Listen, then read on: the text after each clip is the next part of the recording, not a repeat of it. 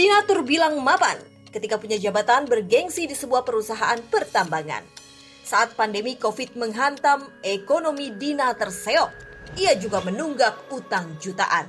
Dina putar otak, melunasi hutang, juga mencukupi kehidupan bersama dua anaknya. Mah, kenapa sih? Rika perhatiin dari tadi bolak-balik, gelisah banget. Mikirin apa sih, Mah? Aduh, mama tuh lagi pusing. Gimana buat bayar utang? Mana mau jatuh tempo lagi? Ini mama gede banget sih utang. Kamu tuh ya kalau ngomong sembarangan aja. Kamu pikir mama tuh ngutang buat siapa? Hah? Mama itu ngutang ya buat kebutuhan kamu, buat mama juga. Terus kalau nggak ngutang, kita dapat uang dari mana? Iya, Ma. Iya, Rika ngerti. Tapi nggak harus ngutang terus kan, Ma? Kamu diem aja. Kamu tuh bukannya bantuin mama mikir, malah nyalain mama. Mama tuh cuma takut kalau penagihnya tuh datang ke rumah. Tunggakan hutang dari pekerjaan lama bikin resah Dina. Seperti terpojok, belum juga ada jalan keluar.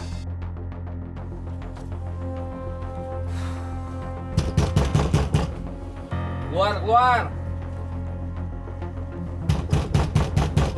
Dina, keluar, Dina!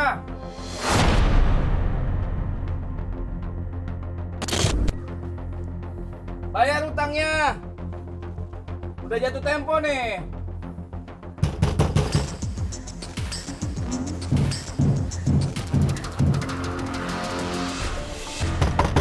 Dina! Dina! Keluar! Kamu tuh dasar nggak tahu diri ya. Udah tahu punya utang, nggak mau bayar lagi. Dina! Pokoknya saya balik lagi nanti. Kamu harus bayar utangnya.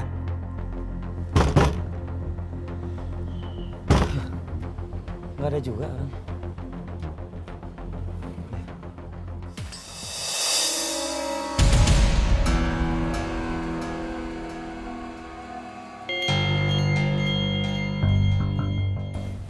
Mo, lu tunggu di sini.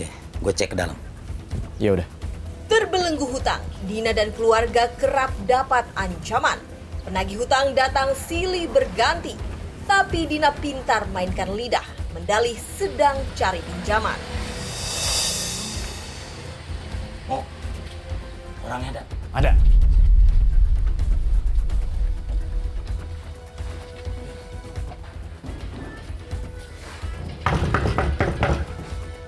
Dina, kamu udah nggak bisa kemana-mana lagi. Cepat keluar. Iya. Abang, ada apa sih bang? Teriak-teriak bang. Kedengaran tetangga bang, ada apa? Ada apa? Kita berdua datang ke sini. Mau nagih utang. Iya bang, saya tahu kok maksud abang kesini. Tapi bang, saya mohon ya bang ya, kasih saya waktu sekali lagi bang. Saya belum ada uang buat bayar utang. Kamu itu banyak alasan ya? Hah? Kita berdua ini sering dibohongin. Saya nggak mau tahu, pokoknya kamu harus bayar utang sekarang. Kalau enggak... Abang, iya bang, sabar. Abang yang ganteng, sabar ya bang ya. Bener bang, saya janji bang. Begitu nanti saya ada uang, saya langsung bayar utangnya ke abang. Beneran, saya janji, nggak bohong. Ya. Gimana, Mo? Ayolah bang. Ya udah. Tapi bener lo ya. Jangan sampai bohong. Iya beneran bang. Kalau bohong, tahu sendiri akibatnya. Iya bang. Janji. Ya. Janji mulu. Makasih ya bang. Beribu janji Dina umbar ketika ditagih hutang. Sedikit bujuk rayu, sejenak lepas dari teror hutang yang mengancam.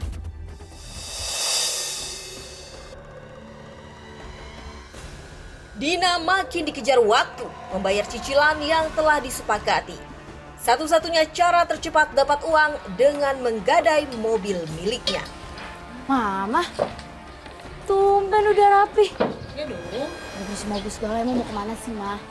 Mama tuh mau gadein mobil. Mama tuh Pusing, ditagih utang terus. Digadein? Jangan dong, Ma. Terus nanti kalau digadein gimana? Emang gak ada cara lain lagi? Justru itu karena nggak ada cara lain lagi. Ini tuh cuma cara satu-satunya. Makanya Mama tuh gadein mobil ini biar dapat uang. Udah deh ya, pokoknya kamu diem aja, kamu tenang aja. Mama tuh udah pikirin semuanya. Udah kalau gitu mau jalan dulu. Nih, mau pegang. Salim. Jaga rumah baik-baik ya.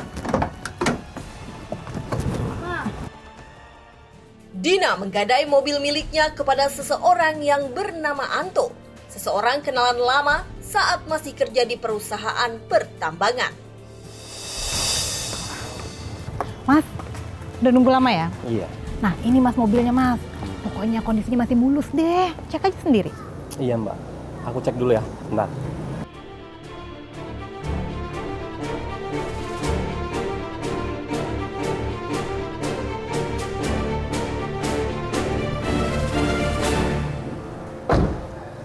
Gimana? Iya Mbak. Kondisinya mulus kan? Masih bagus. Nah, terus aku tuh dapat berapa Mas kalau aku gadein? Uangnya lumayan Mbak. Ya lumayannya itu berapa? 100 juta.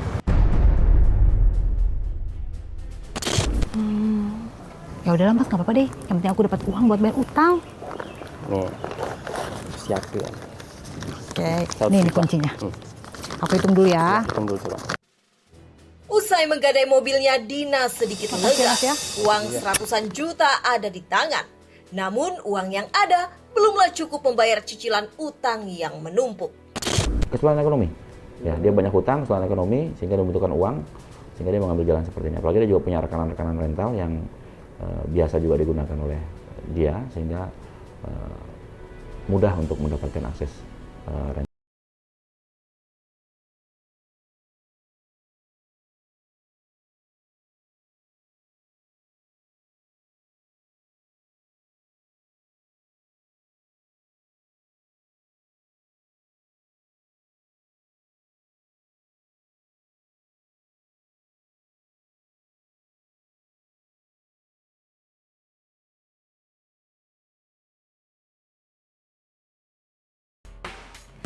Halo sayang. Nih lihat dong. Mama bawa apa? Apa itu, Ma? Belanjaan Mama banyak kan? Punya uang belanja. Ingat, Ma, utang belum dibayar. Apa sih kamu tuh anak kecil, diam aja. Urusan utang tuh ya gampang. Yang penting Mama happy bisa belanja. Iya, Ma. Rika juga tahu. Rika cuma ngingetin doang kok. Ntar mau pusing lagi mikirin utang. Kalau dia bilang sih ya hutang itu untuk biaya hidup ya, tapi kita tidak mendalami lebih jauh. Yang jelas intinya dia untuk membayar hutang dan kesulitan ekonomi itu aja. Bermodalkan uang hasil gadaikan mobil miliknya, Dina menyewa mobil rental. Ketika Dina kembali bertemu Anto, kemudian yang tak disangka, Dina ditawari Anto untuk mendapatkan uang banyak lebih mudah dengan cara menggadai mobil sewaan. Sekarang mobilnya pakai baru lagi. Oh ya Mas, bisa jual-jualin mobil rental nggak? Bisa. Gampang Mbak. Saya tuh punya kenalan pembeli. Yang penting mobilnya STNK-nya ada Mbak. Tapi beneran aman gak nih? Nanti kenapa-napa lagi. Aman, dijamin.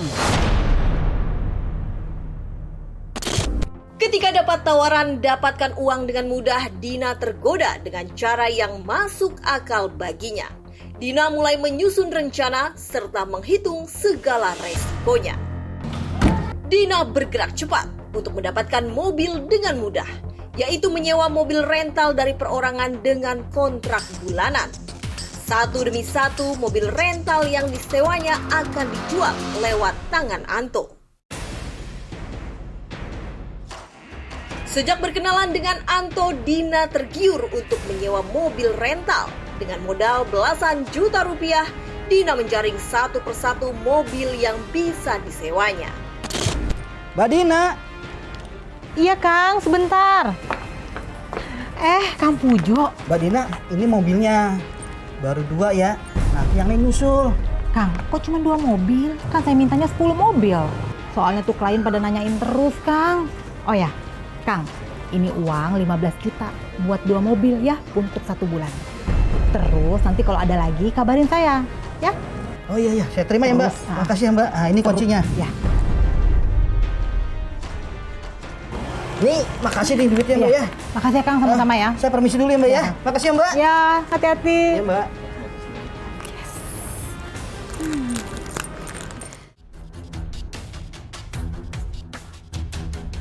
Awalnya hanyalah Dina dan Anto, lalu ada Nando, Bimo, dan Nedi sebagai kaki tangan. Dina memimpin peran. Modusnya sederhana, Dina berani menyewa mobil dengan membayar tunai di muka. Setelahnya mobil diserahkan kepada Anto dan kawan-kawan yang bertugas menggadai mobil kepada penadah. Nah, ini dia, Mas. Ini Mbak, mobil yang mau dijual. Iya, Mas. Mas, tolong ya Mas ya, kedua mobil ini dijual ya. Terus kira-kira berapa harganya, Mas? Masalah harga kan kemarin udah diomongin sama saya kan. Oh iya, saya lupa, Mas. Tenang Mbak, kalau harga tuh bagus, biar kita aja yang ngurusin ya. Pokoknya bagus deh, cakep. Oke, saya setuju. Nah, terus nih Mas, biar sepakat nih, gimana kalau saya kasih 10% komisi dari setiap harga mobil yang laku dijual? Tuh, kalian denger kan, kita tuh dapat 10% per mobil. Cakep tuh, Bos. Iya, setuju. Pokoknya jangan khawatir. Nanti kita aja yang nyari pembelinya. Untuk setiap mobil yang berhasil dijual, Dina memberikan komisi sebesar 10% kepada 4 orang kaki tangannya.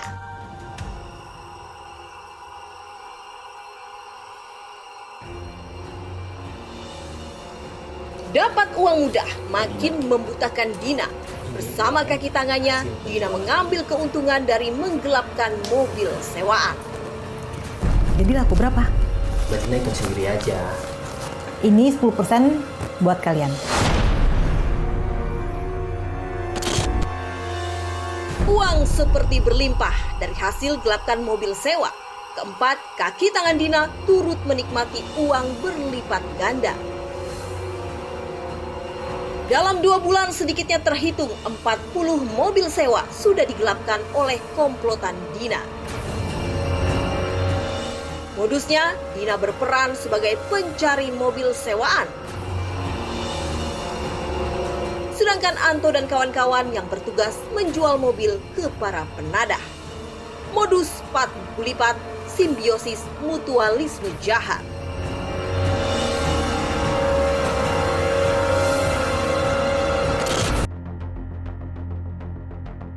Sepak terjang Dina memainkan peran gelapkan mobil tak bisa selamanya. Puluhan pemilik mobil rental yang menjadi korban aksi tipu-tipu mulai curiga kepada Dina. Satu persatu pemilik mobil sewaan menggeruduk rumah tinggal Dina di kawasan Cimanggis, Depok, Jawa Barat. Kita udah seharian di depan rumah Mbak Dina, tapi orangnya nggak kelihatan. Kemana sih dia ya? Aduh, ditelepon gimana? Telepon juga udah diangkat, di chat nggak dibalas. Mending kita pulang aja teh. Yuk. Lain waktu kita samperin lagi sini. Udah. Ya udah teh ya.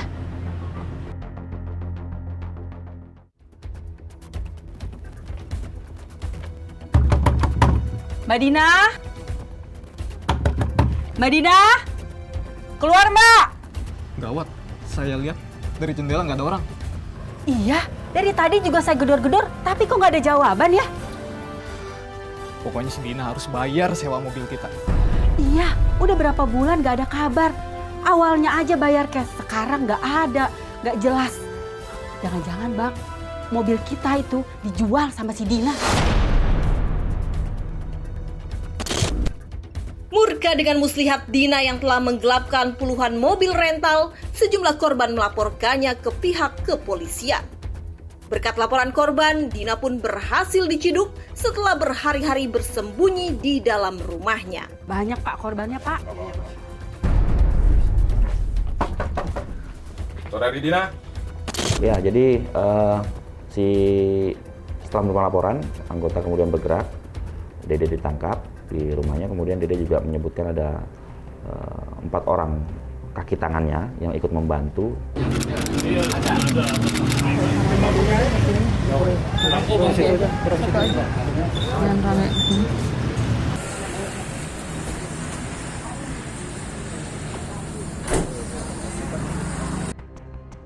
Aksi tipu muslihat yang diperankan Dina usai sudah. Berdasar keterangan Dina, polisi pun melacak keberadaan keempat kaki tangan yang turut membantu Dina. Upaya polisi mengungkap kasus penipuan dan penggelapan yang dipimpin oleh Dina berakhir sudah. Polisi akhirnya menciduk 4 tersangka lainnya, Anto, Nando, Bimo, dan Nedi, ketika sedang menunggu penadah untuk bertransaksi. Jangan bergerak! Bapak ini salah tangkap! Bapak salah tangkap! Kalian ditahan atas penggelapan mobil. Diam! Akhirnya jajaran kepolisian Polres Depok mengungkap sindikat penipuan dan penggelapan puluhan mobil rental yang dikomandoi oleh seorang wanita cantik berstatus janda. Dia adalah Dede. Dede tidak sendiri. Guna memudahkan aksi tipu-tipunya, Dede memiliki 4 orang kaki tangan yang bertugas mencari pembeli atau penadah mobil rental yang akan diperjualbelikan. Keempat tersangka lain adalah A, N, NT, dan B.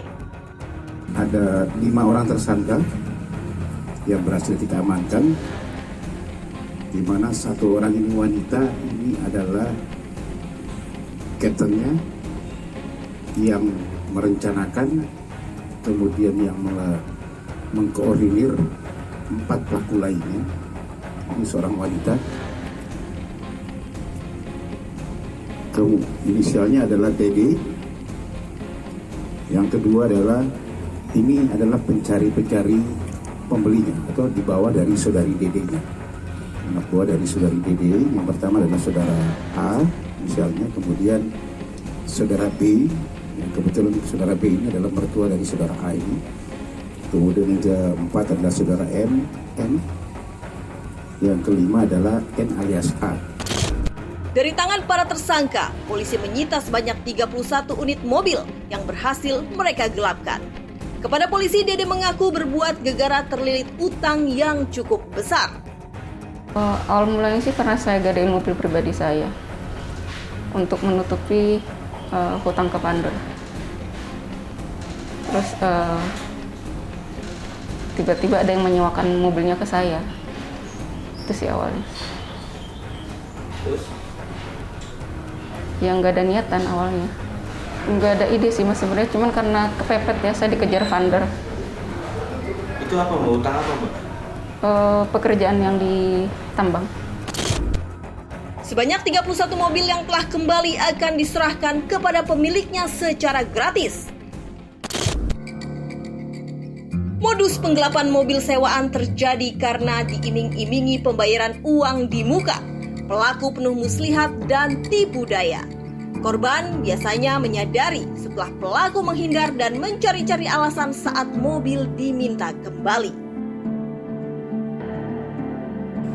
Sekarang saya akan bertemu dengan salah satu korban penggelapan rental mobil yang berhasil diungkap oleh Polres Depok. Ini Mbak IP nih ya? Iya. Nah, saya dengar nih kemarin Mbak jadi korban salah satu penipuan mobil rental yang di Depok tuh Mbak. Oh iya. Ini boleh nggak Mbak cerita sedikit? Gimana sih awal mulai kok percaya banget nyarain mobil sama orang yang baru dikenal gitu loh Mbak? Saya dikenalin juga sama temen kebetulan. Jadi karena memang lagi pandemi seperti ini kan orang juga lagi banyak kebutuhan. Karena memang ya saya juga nggak pernah naruh rasa curiga sama tersangka gitu kan, karena ya hitung-hitung buat nambah cicilan aja gitu.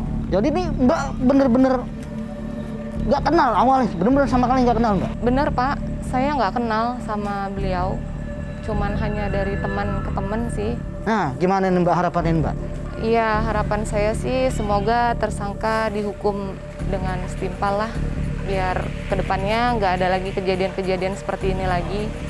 Ya untuk masyarakat juga lebih berhati-hati aja.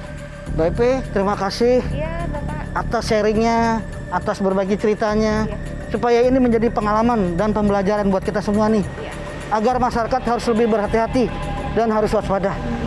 Terima kasih Mbak Ipe, saya pamit, permisi. Selalu waspada dengan situasi, jangan mudah diiming-imingi dengan janji, karena nikmat sesaat lalu sesal kemudian.